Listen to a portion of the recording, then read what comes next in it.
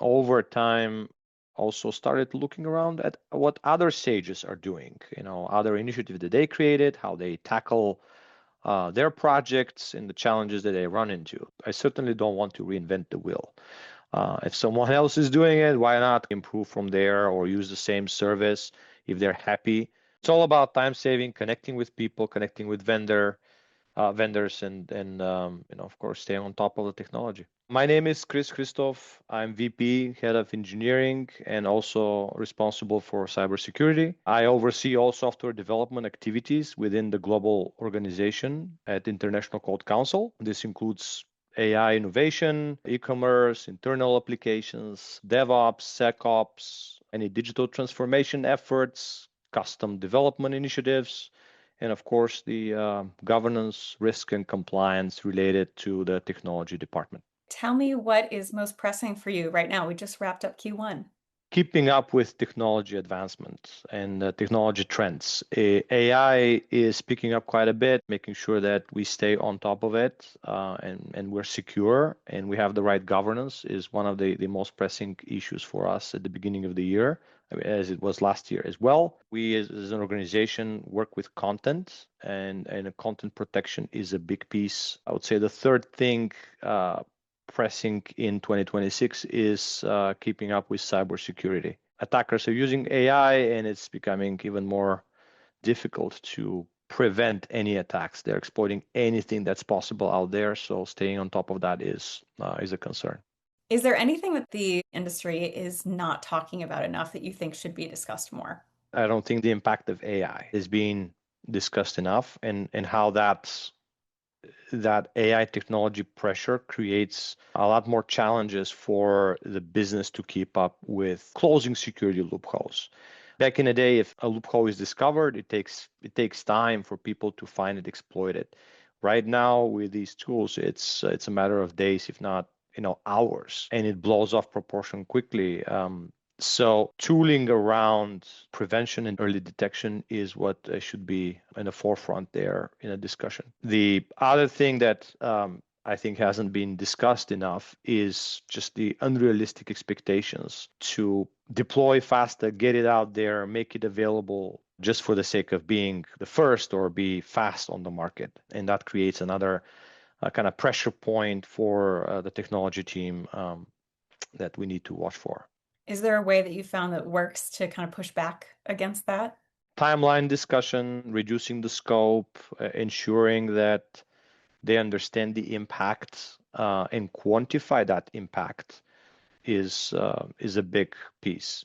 Once you put some numbers in front of leadership, they will realize the importance or the value. And sometimes you got to reframe into not just here is the win with that fast delivery, but here is also the impact if anything goes wrong. That value loss prevention becomes more important because it can cost the company reputation, and that is really hard to recover afterwards.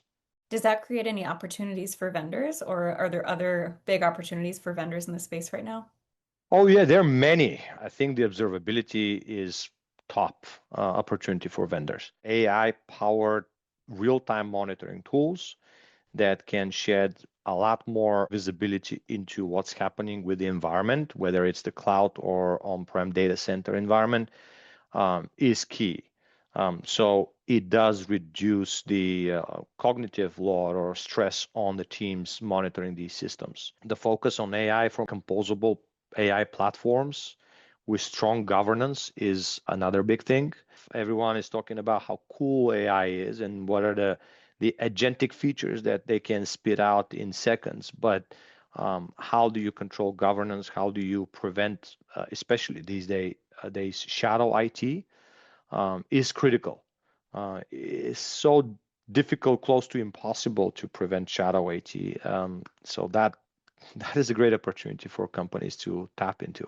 Other opportunities is to simplify, from my perspective, the agentic software development lifecycle. There are multitude of models and tools, Anthropic, for example, has agentic workflows to implement within each step of the SDLC. But any tooling or platform that will allow easy implementation of agentic in all the steps, I think will be a great opportunity to explore as well. Before you were on Sagetap, how did you identify the right vendors to evaluate and the right vendors to actually purchase? That was a lot of research, a lot of Googling, a lot of searching, and of course, talk to other partners in the industry. It was taking quite a bit to get to define and find the right vendor for our organization. I joined Sagetap to see what's out there and have the first-hand opportunity to talk to vendors anonymously as well. I can provide some feedback. Maybe they can improve their service as well. Over time, also started looking around at what other sages are doing, other initiatives that they created, how they tackle their projects and the challenges that they run into. I certainly don't want to reinvent the wheel. If someone else is doing it, why not improve from there or use the same service if they're happy? On Sagetap, we found several vendors that we currently use in the organization. It certainly reduced the time we spent on researching. At the beginning, I was more of the one that reached out, but lately I'm seeing more of the vendors reaching out to me, which helped me even further. One of the vendors I want to mention, Netacea, is that we were specifically looking to solve a problem and they reach out to us. So that drastically reduced this time to research and find the proper gap fit for our need. Well, let's talk more about Netacea because that's a recent purchase that you made. So I'd love to hear how that came to be. I created an initiative that we're looking for a content protection service and preventing the training of AI LLMs on our content. And that's how kind of Netacea reach out to us. They do offer a service that monitors the bots hitting our site and through AI analysis identify their pattern, their behavior, which seemed to be different than others in the market. Cloudflare was doing something similar, a bit more on kind of hard identifiers. We looked at Akamai Content Protect as well, but Netacea came on top because, like I said, they're looking at the actual pattern, the behavior pattern, and be able to detect is that an actual human or versus a bot hitting the system. And then from that point, you can decide how do you handle the traffic. They offer white glove service, so you don't have to really manage the intricacies of their service customization. They do that for you.